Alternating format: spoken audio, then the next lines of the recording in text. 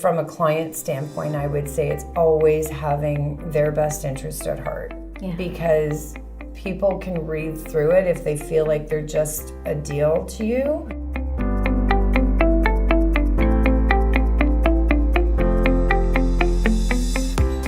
Welcome to the Realtors Conspiracy Podcast. I'm here today with Lori Van Dinther, who's celebrating 26th year in real estate. Lori, 26 years. It's pretty exciting. Yeah. March 3rd. Congrats. 26 years seems like it was yesterday. Yeah? Nice. Well, one of the questions I asked is how long you've been a realtor, but now maybe you can tell us about your career from when you started to today.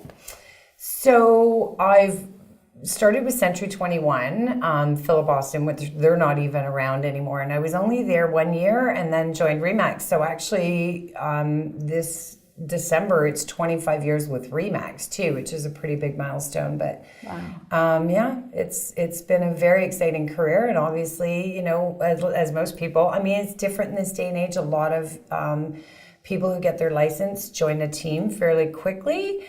Teams were not a thing back then. So I started out on my own and was handed a phone book to Burlington, and they said, here's your prospecting list. So I wasn't much of a cold caller or door knocking. It's not my thing.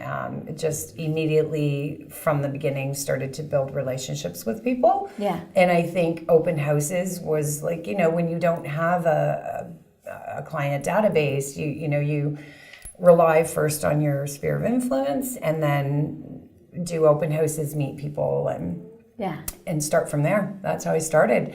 And we've, you know, after a lot of years and just full-time real estate, nothing else. I've never done anything else since I got my license and was on my own for a number of years. And then I've been really lucky and had some pretty amazing assistants, and now I have Kimberly Hall, who's, she's just an extension of me. We talk alike and think alike, and she's been with me now for 6 or 7 years, and so I have a small team now.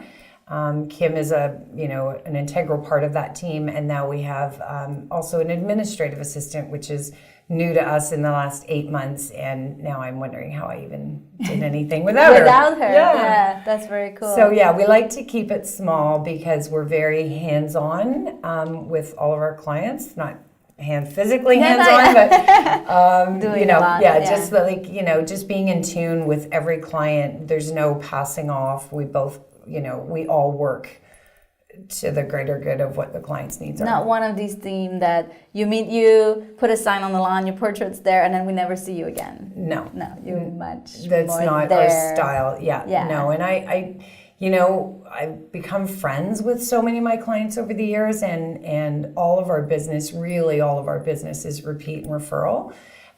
So when they call you, they want you. They want Lori. They want Kim. They want to know that we care. Like, people really want to know you care. And if you're there for them, then that really sends a signal that you care. If you're there personally and you're taking their calls, and whether it is 12 o'clock at night, returning a text because they're, a little worried about something, or just keeping them updated, being in touch. That's what they want. Yeah. Mm-hmm. And I've seen pictures of you online of doing staging, moving furniture and everything. So we can talk about staging a little bit. Yeah. You do it for all your properties, no matter what? Pretty much.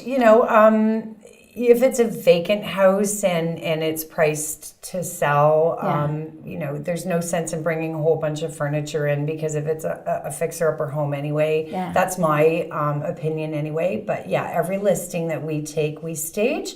Sometimes they're, big stages. Sometimes they're just little things that need to be done. We have a lot of our own staging. We call it soft staging. So if we're going in, and sometimes Trish is helping me now, well, she's always been there helping, but we'll do a little bit of soft staging with towels and cushions and throws, and just bringing fresh flowers in. And I would say 50% of the time we do that, because we do have the inventory to do that.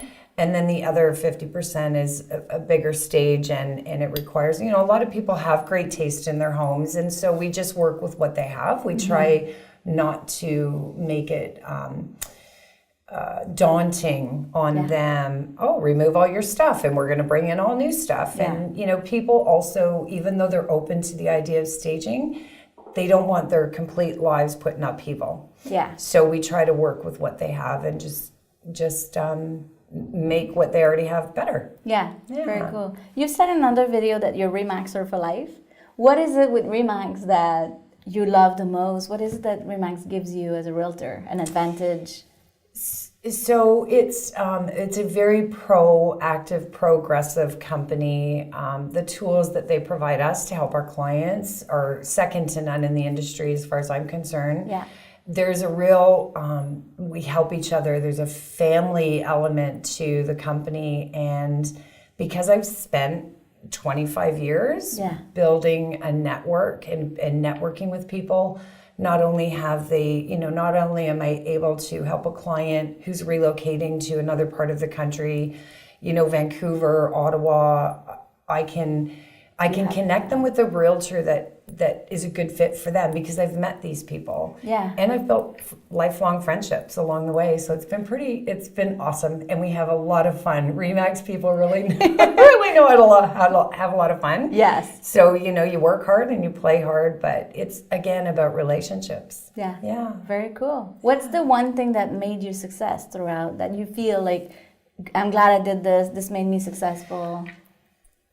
Well, first of all, is from a client standpoint, I would say it's always having their best interest at heart. Yeah. Because people can read through it if they feel like they're just a deal to you. Yeah. And it's not my genetic makeup anyway. I'm a very caring, compassionate person. And I think that being reliable, being somebody who gives them the best advice for them. I mean, we've talked people out of buying a home because we didn't think, even though they fell in love with the inside, it was not a location that we felt based on what their needs were, that was going to be the best place for them. Yeah. So being, having integrity, honesty, and maintaining a relationship and staying in touch with your clients and, those things aside from continuing education and being professional at all times. And there's so many things, but I think... You do parties for your clients. What else do you do to keep in touch with them?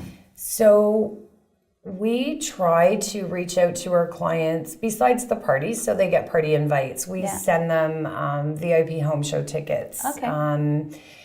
I just did a subscription for some of my clients who, closed this year to Home and Style magazine. We're always trying to think of something we personalize client closing gifts. So if somebody's bought a home or sold a home and they're downsizing, whatever that might be, we personalize it to their personality as opposed to just sending flowers. Yeah. Not that I'm saying there's, just showing appreciation for their business and their loyalty. There's nothing wrong with what anybody does. No.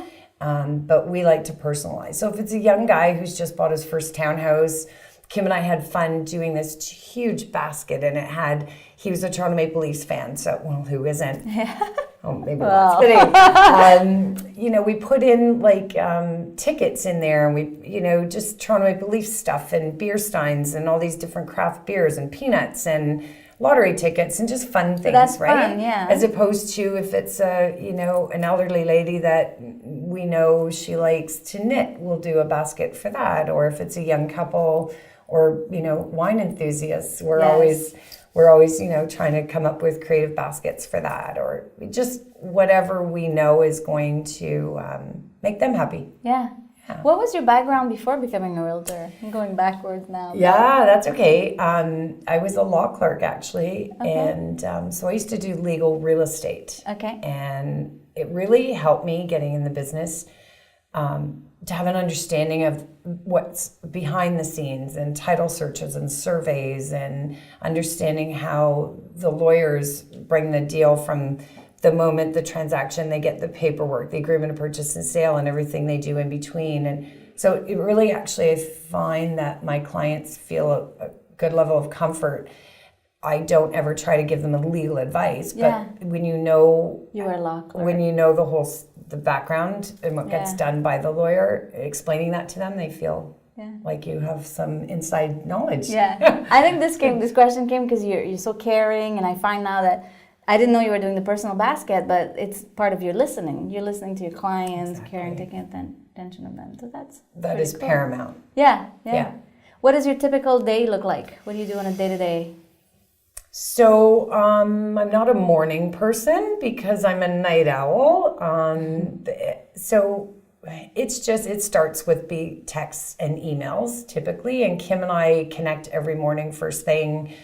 What's happening? Did you get the paperwork to that person? Have you talked to that person? Or we kind of brief our day to each other. Okay. And just following up with clients, setting appointments, marketing material, getting that kind of stuff. Okay, what are we going to do? And Lori's been an integral part in that.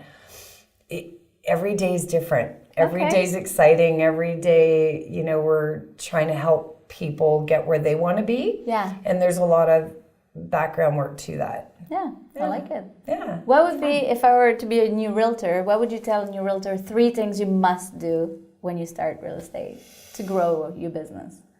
So I would say number 1, connect with your sphere of influence. This really is a people business. I know that there are some realtors who, blast neighborhoods, and as a realtor, you have to choose what fits with your personality, because I think if it's authentic to you, then it's authentic to the client.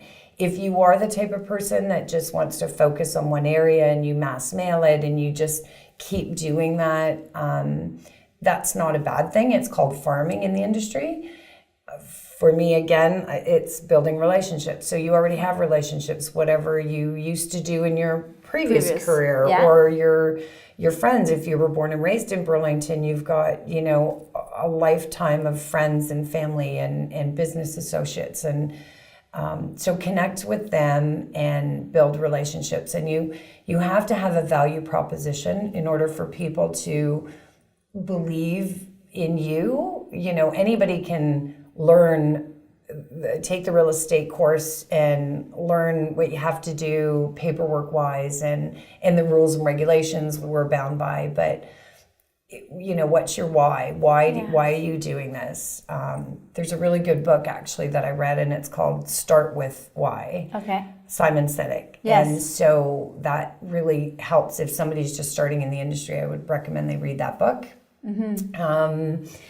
Open houses were really good for me, and I know that Kim likes them. And not that we don't do them. We do them to expose our properties, our listings, and get better exposure. It's just another tool we can use for our sellers, right? That's the number 1 goal. But if you are a new agent and you don't have listings, it was really good for me and also Kim. Go to agents in your office and see if they need help and do an open house and meet people personally, right? Because then you're gonna, like-minded people are attracted to you. And then, if you meet them and follow up is a really big thing. Okay. Just follow up and don't forget, if somebody's asked you to do something, get to it. Yeah. So what else? So I would say open house is your sphere of influence. Follow up, definitely. Yeah, networking, that's been really, really, so last year, I think the number was it was even higher than that, 38% of the business that we did was generated by realtor referrals as well. So networking within other realtors around. Interesting. Yeah, and it was a huge chunk of our business. But again, everything you do, be consistent, right? Yeah. So pick your top 3, whatever you're comfortable with, whatever you're going to enjoy doing too. Because if you don't enjoy doing it, like if you're not somebody who likes, cold calling is not allowed anyway because of the the act. But if you have if you're involved in sports or your kids are involved in sports, then connect with people that way. I think that and just do what you say you're going to do. Yeah, very cool. Yeah. So now 26 years in business, what are you excited about this year? So I think I'm excited. Well, I know I'm excited about. There's a few things, but we would like to grow our team a little bit more, not much, but yeah. just have one more person. I carry the mentor role as well in our team. Yes. So I would like to continue to network and really continue to nurture the relationships with my past clients Yes. and realtor referrals. So I'll work on that and kind of like nurture my database. Yeah. Kim has gotten so busy since she first joined me because she's helped us grow our business. So I think we need one more person, again, like us. Yeah. Like a Kim. Yeah, exactly. But like you, so it's like I will go up a little bit and kind of hover and mentor and manage and kind of run the team. I still will be very active with all my clients. Yes. Kim will kind of move up the ladder a little bit to kind of take over my position, and then we need a new. So it's always nice to have fresh blood and fresh ideas and so I think I'm excited about that. I'm excited. I have really, actually, to be honest, flown by the seat of my pants for many years and just wing it. 26 years? You can't say that, no. For the most part. And so we've really tried to become a little more systematic. Okay. And that's where the administrative Lori has come in. Yeah.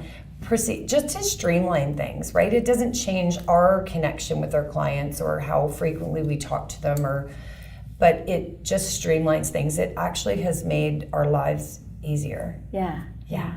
That's very cool. Yeah. Thank you. Thanks for sharing all of this. My pleasure. Where do we find you? What's your website?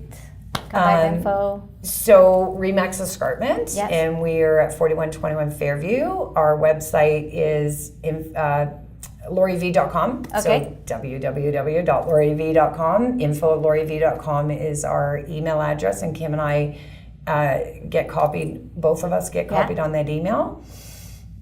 Very cool. Yeah, and we're plan on being around. So I'm 26 years. Plan on being around at least another 20. But then Kim will be, around 30. Yeah. 40. I don't know. Yeah. Anyway, it's been a very rewarding career, and I love.